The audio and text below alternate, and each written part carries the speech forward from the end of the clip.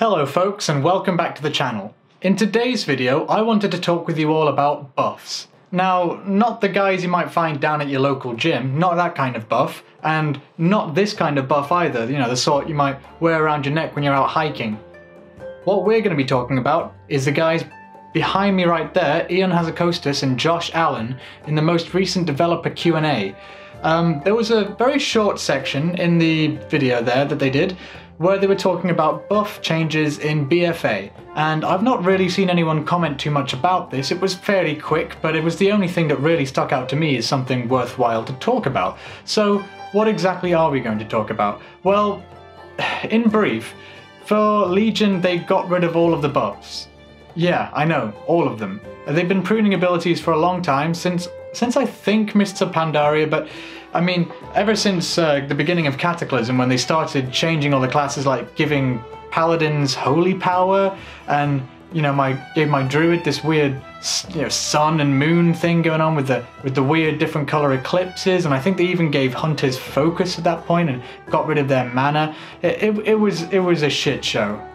But seriously, it was a shit show. I didn't like it. That was why I quit the game in Cataclysm, basically. I was not a fan of the new Holy Power introduction. I remember playing in Hyjal with my Paladin that I'd been raiding Lich King with, and I couldn't deal with it. I killed a few mobs. I just thought, what is going on? This is not how my Paladin works, and I just quit right out of the game, started leveling my Druid instead, and then realised they'd changed Moonkin to have all sorts of different colour moonfires and this whole sun and moon thing going on. It was different and I didn't like it. I did level up a bit later in Cataclysm, but I didn't like how they were changing the classes. And actually, I think it was after Mists of Pandaria, it was in Warlords of Draenor that they started really pruning the abilities. I think Mists of Pandaria was the high point in terms of the amount of things they'd added to the specs.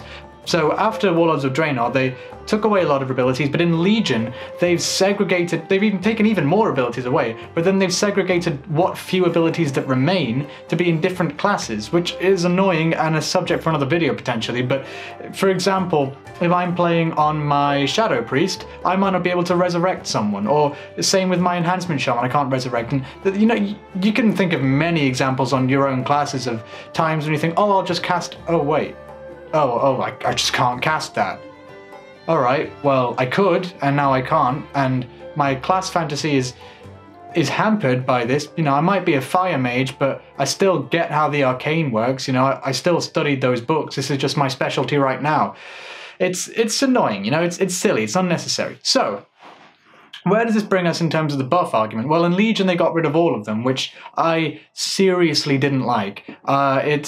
To be honest, back in the previous versions of the game, there were certain classes like Rogue, for example, Hunter, I guess, to a limited extent, Warrior, classes that you couldn't give people buffs. To be honest, a lot of the reason I choose a class like a Druid, or a Priest, or even a Warlock for the water breathing and stuff like that, I liked when I passed an adventurer on the road, I liked giving them a buff. Maybe a salute emote, you know, a wave emote, that kind of thing, because I'm a filthy, casual, role-playing loser. You know, that's what I like about WoW. It's an MMO RPG, or at least it was.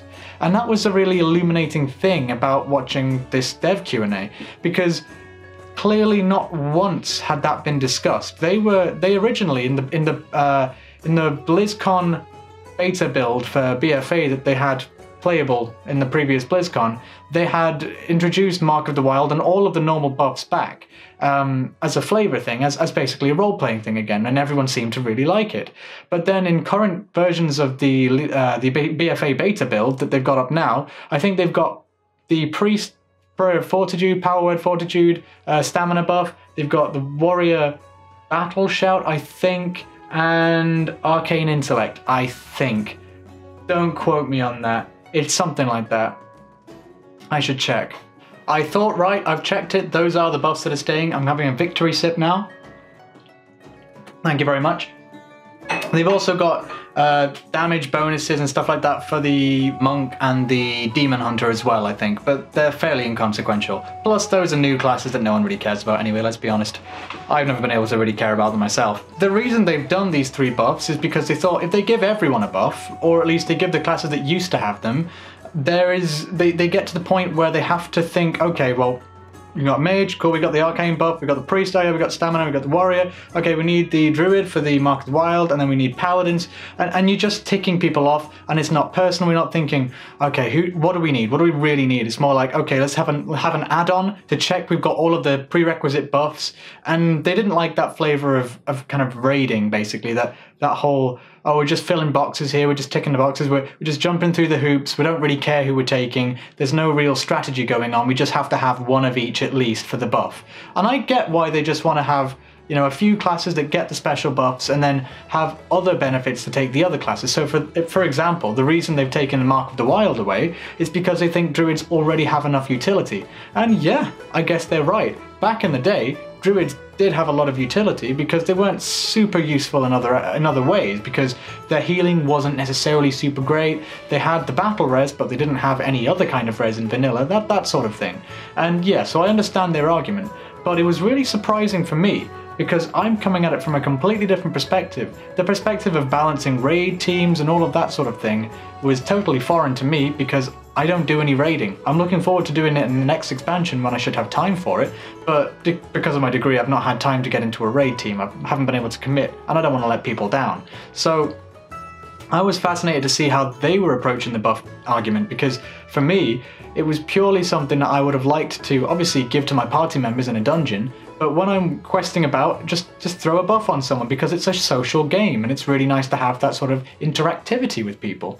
I really miss giving people, you know, Mark of the Wild and Thorns, and I kind of miss, you know, seeing a shaman walking past and he's got the little clods of dirt spinning around him or the little water orb spinning around him. I thought that was super cool.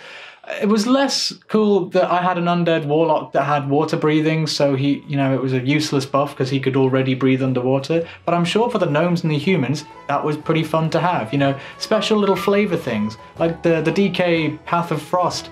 I think they've got that still, but that's a great flavor buff that isn't super useful. I mean, it's great, it's a nice utility, but it's nothing that's going to get you invited to a raid. So I wish that Blizzard came back with another answer, another revised edition of the buff changes, because yes, I totally actually agree with their idea in terms of, oh, okay, we want to make the classes feel special and not make the raid leaders feel obliged to take one of every class and spec just so they can get a particular buff and for no other reason than that. It's not really well thought out gameplay, there's not many decision making, problem solving sort of tasks being done there. It's very much, we can get an add-on to tell us if we're complying with the optimum buff requirements, all that sort of thing.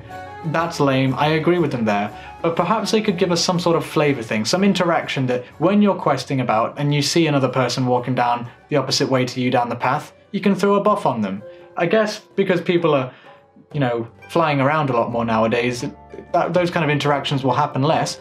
But in the beginning of BFA, we're all going to be on ground mounts again, so, you know, that'll be nice. And also, if you're doing the war mode stuff, if you're going to be doing a lot of world PvP, which, fingers crossed, BFA is going to be full of, because there seems to be real benefits to using the war mode system. It's going to be much faster to level up, you're going to feel a lot more powerful. I argue that the gameplay is probably going to be much more fun as well, because all of those PvP abilities are really good fun, and I'm really happy about the idea of using them in the real world rather than just in a PvP environment, because, you know, they're super powerful. It sounds great. So perhaps there could be a situation where you're in war mode and you can get your party together, you're buffing each other, you can get some slightly more situational buffs like, you know, Shaman Water Walking, that's one that stayed around and it's quite fun. I'm just riffing here, guys, but do you know what I mean? That I'm coming at it from the angle of a role player, even though I don't do much role playing, but I play well for the role playing elements rather than the pure mechanical gameplay elements. So I advocate for some kind of buff being put in for the druids, for example, to give people thorns. That's not a massive buff. That's not gonna be a reason to invite a druid to a raid. Maybe you could make it not work in raid environments. Just do something that gives people a reason to interact with people in the game world, you know, not in instanced content. Because here's the difference, here's the problem.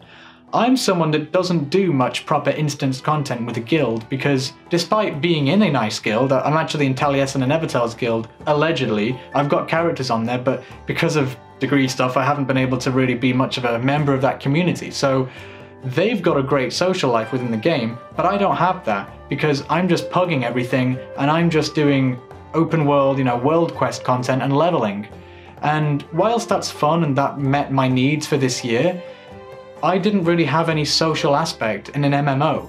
But if I played, private servers, frankly, I instantly had a really social atmosphere despite not being in a guild. Because you had people running around giving you buffs and you'd say thank you, you'd pop a nice salute emote or, do a bow, that sort of thing, or you'd give a buff back to them. And that sort of interplayer interaction is, to be honest, those are my fondest memories of leveling in private servers recently.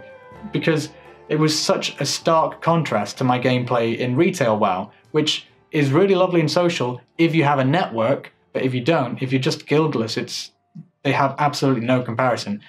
Private servers, the vanilla content is far more inherently social without, external kind of guild socializing that goes on with much of retail social interactions now.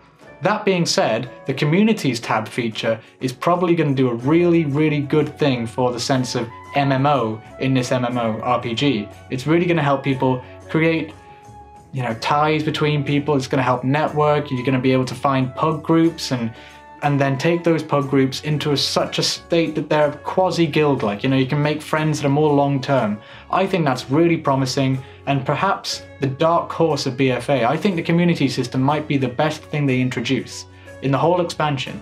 And I'm pretty looking forward to the tentacle raids. That's going to be really good fun. I miss Ulduar. I never got to compete or, to take part in Ulduar. I started raiding in Wrath and ICC, so back then people were lauding about how great Ulduar was, and I just missed out on it. And I love the old god aesthetic, so I'm looking forward to that. But despite how excited I am for the potential to fight an old god, I think communities are going to change the game radically in a very good way and be another step that the developers are taking towards emulating a vanilla sort of game design, or rather just being faithful to what an MMO should be.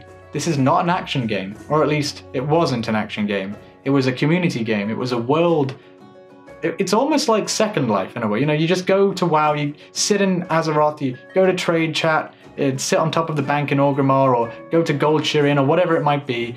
You leave your job, you go home from work, you come in, sit at your desk, and then log into another place that you feel at home in a weird way, even though it's not a real place, but it feels like that, and you've got friends there. That is what I want them to move towards, and I think Communities is going to be a great way to achieve that. And buffs is just one part of the overall structure that I think would help create a much more social MMO context. So I hope you enjoyed this video, guys. Please leave a comment and a like and a subscribe if you did. Join my Discord server, which is linked below, and I'm going to be streaming on Twitch in August once I get back from a work trip, which I'm probably away from when this video gets uploaded. So follow me on Twitch there and you'll be notified when I go live when I come back. So have a nice day, guys, stay chim, and I'll see you in the next video. Bye bye.